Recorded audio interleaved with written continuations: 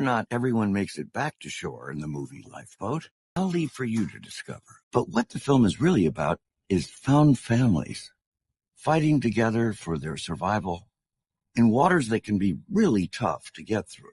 Oh my goodness, who's cutting up the onions in here? Listen, I'm not crying. You all are crying out there. What is going on? Man, what a great episode about second chances and a beautiful story about found family. Now, putting the emotions aside, I'll be sharing my theory about who the real killer is at the end of this video, so make sure to stick around to the end. We've got a murder to solve as I'll be breaking down this 4th season of Only Murders in the Building, episode 8, spoilers ahead. We open this episode with Dudenov talking about the plot of the title of this week's episode, Lifeboat, as he makes the connections to the film's main story and its central themes. As it's stated, this is a 1944 Alfred Hitchcock thriller about American and British civilians who survive a sinking of their ship. And when a German officer is rescued from the water, the group allows him aboard, but the presence only increases the tension on the boat. Now, I'm a big Hitchcock fan, but I've never seen this film, but to make those connections, I am to assume that Dudenov is providing the lifeboat to the Westies by giving them the vacant apartments, but things change when Dudenov was out of the picture, which we discover later in this beautiful episode that manages to have a solid emotional conclusion,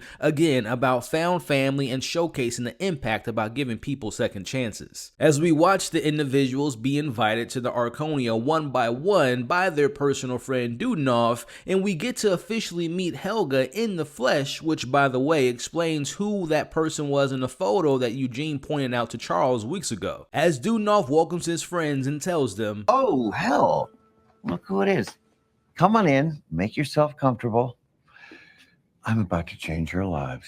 As the trio head back to the city, they have some car troubles, and while they're waiting, they recap their recent discoveries. In comes a FaceTime call from the actors as they want to continue their work together and meet up to discuss their next moves to confronting the Westies, who they believe are the killers. Now together on a soundstage of Charles's apartment, the trio and the actors devise a plan to get a confession out of the Westies. Now these plans include Tony Danza and a ding-dong surprise, but they ultimately decide to land on a supersized game of all hell at Oliver's. Now during this, we see that Eugene notices that Charles is on the brink of a mental breakdown and wants him to release his anger, which by the way, I always forget that this show is rated MA, and I'm reminded by that when they drop F-bombs, especially when we get one from Charles. Now while Eugene and Charles set up their side plot for the week, we have Oliver and Zach discussing romance and Oliver's and Loretta's up-and-coming wedding celebration, as Eva shows Mabel her all-in-one skincare recording gun. Which, by the way, the gun in this episode gets a callback later at the end, but I feel like that gun will be used again by the season finale to figuring out who the actual killer is. Now, staying calm is the name of the game, as it's a competition between the two teams as the Westies arrive for a fun game of all hell, and as soon as they walk in, they pull out a knife and collect their phones, and it's time to learn their origin stories to explain what actually happened to Dudenov. Let's start things off by talking about the Sauce family. Now, before Dudenov's wife passed away, they would visit the Sauce family restaurant, but after some changes in their business, they would deliver to his house, and they became close friends and made Friday night playing all hell a regular routine, as he's basically family with them, so there's no way that they would have killed Dudenov. Which brings us to Rudy. 8 years back, Rudy joined a film class to hone in his acting skills. After falling in love with A Few Good Men and reciting an entire monologue from the film, we see Dudenov encouraging Rudy to continue to chase his dreams and becoming an actor and living comfortably, and after spending some time together and picking up the collection of ham radios, we see Rudy is now invited to the game night, making him one of the family as well. Which leaves us with Vince as the only one left as the potential killer. But unlike the others, we see Vince and Dudenov shared a common bond in recently losing their wives. Now Vince saw Dudenov's class in a flyer, and he took that as a sign for his wife in order to make friends and not becoming a lonely old man. Now after watching A Wonderful Life and the younger students bashing a classic film, we see Dudenov and Vince bonded over their love of film, and like the others, he invites Vince to join the game, and little did they know they will become one big happy family. Now, after putting together this newfound family, we see Dudenoff couldn't bear to watch them struggle and to make ends meet, or to not be able to afford a cost of living in New York while pursuing their dreams. That's when he came up with the rent scheme idea, and the rest was history. So after these long drawn out origin stories, it appears that they had no reason to kill the man that they all respected and loved. But a little lie is detected in Vince's story, as he says that Dudenoff did leave to chase his dream to go to Portugal, and that they haven't heard from him in years. But in comes the ding-dong surprise, as Mabel secretly used a ham radio and took Eva's advice and invited Helga to the party to tell the truth and the real story behind the murder of Dudenoff.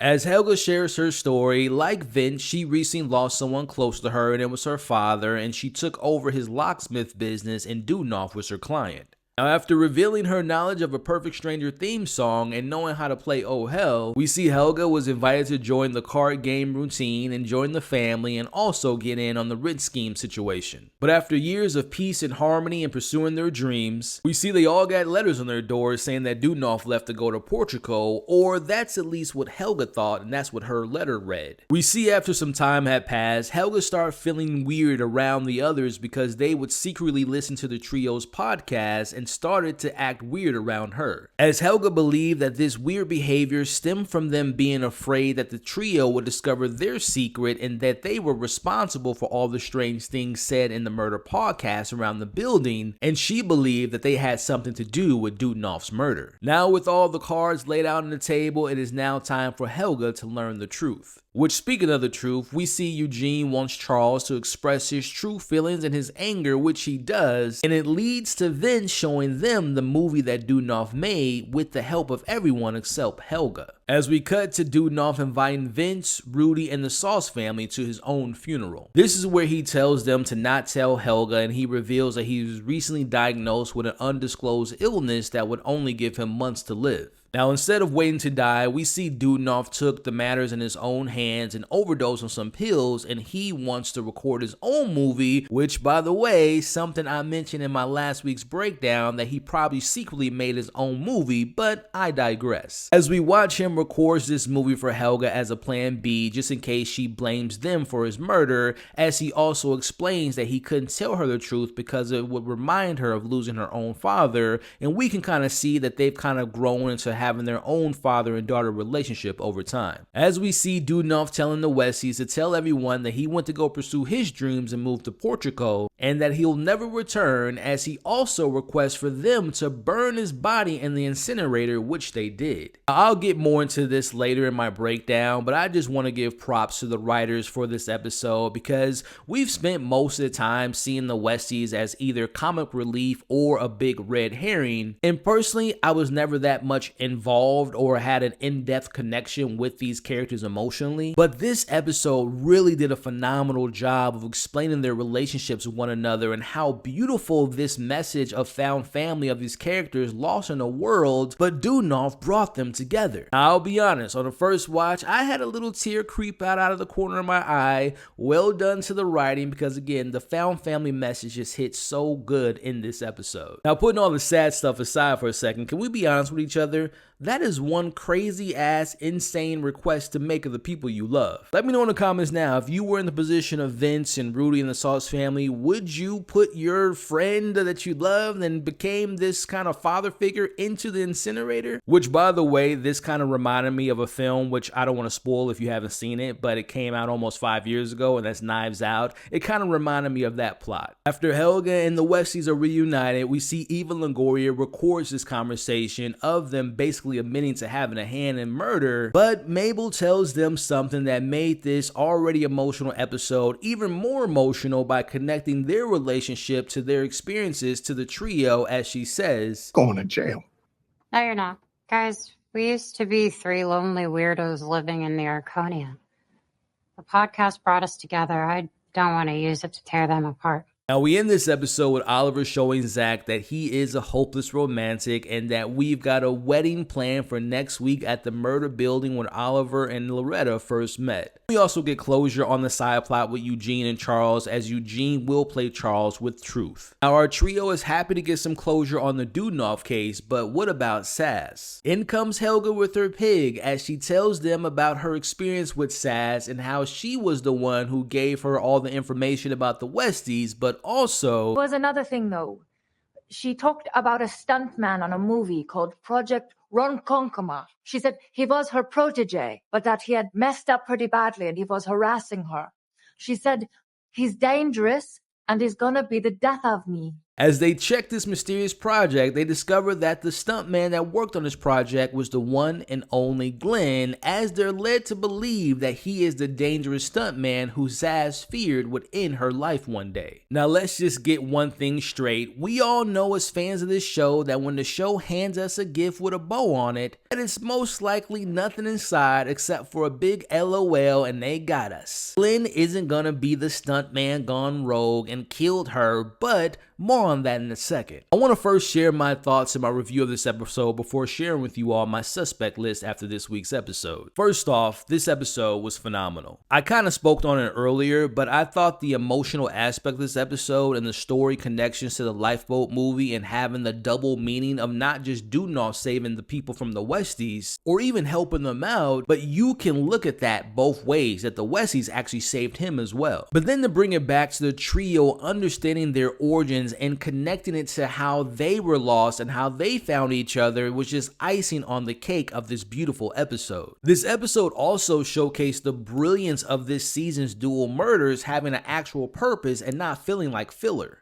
Dudnoff case was used as an emotional thread this season in showcasing us and the trio of the importance of family, but also the essential to the success of this show. Stick with me here. When you think about this show and how it was created, it came out 1 year after the world shut down in 2021, and it became this unexpected hit that no one saw coming, and 4 seasons later, we as a fandom love this show and these characters, and we've somewhat have become this found family in the process. Now, with that being out of the way, let's take a look at my suspect list after this week's episode. I already shared how I feel like Glenn isn't the protege who killed Saz, but if we go back to when we first met him and I talked about how I felt the whole thing with him seeing rats may be foreshadowing this idea that a rat is amongst them within the stunt community. And with that being said, I'm going all in on my theory here. Now, for those who have been here since the beginning of me covering this show, my track record will show itself that I called out Jan as the killer very early on in season 1, and trust me, you can go back and watch those videos, link in the description of this video. Now, when it comes to season 2, which happens to be my least favorite season of this series, I didn't see that reveal coming, but neither did the writers, but again, that's in the past. And when it comes to season 3, I'm just saying I called the producers about halfway through that season, and I say all that to say the following. Which actually leads me to the writer Marshall, thought it was very interesting that he used the words that he's just a fly on the wall.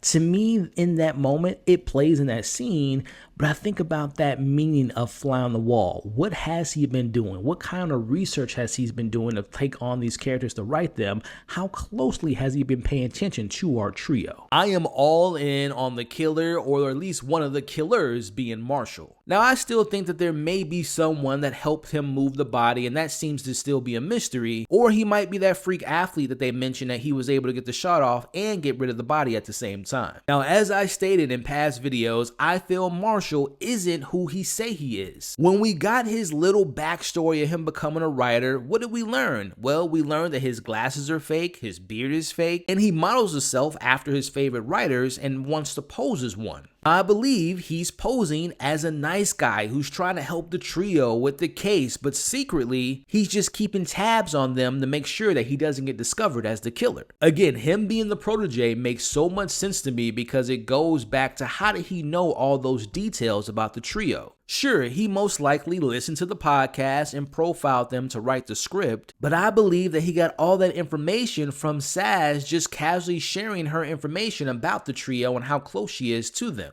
But the million-dollar question remains, why did he kill her? And why did she fear that he would be the death of her one day? Was he jealous of someone that she was close to? Maybe that person was Glenn, which explains why he shot Glenn in a couple episodes ago. Did she see the evil inside of him like an Anakin and Obi-Wan Kenobi relationship and ultimately fired him, and that led him down this path to seeing his mentor becoming someone that he hated, which led him down the road of killing her? What do you all think about my Marshall theory? And I could be going 3 for 4 in my cases of finding out who the killer is in this series. Now, next week's title is called The Escape of Planet Congo, and the synopsis reads, seeking a critical clue, Charles, Oliver, and Mabel must infiltrate a film set to get the real background on why Saz was killed. And that's going to be the end of this week's breakdown of Only Murders in the Building. It is now your turn to go crazy in the comments, and let's talk about everything that I discussed in this breakdown, the reveal of Dudenhoff's killers, the emotional beats within the episode, but also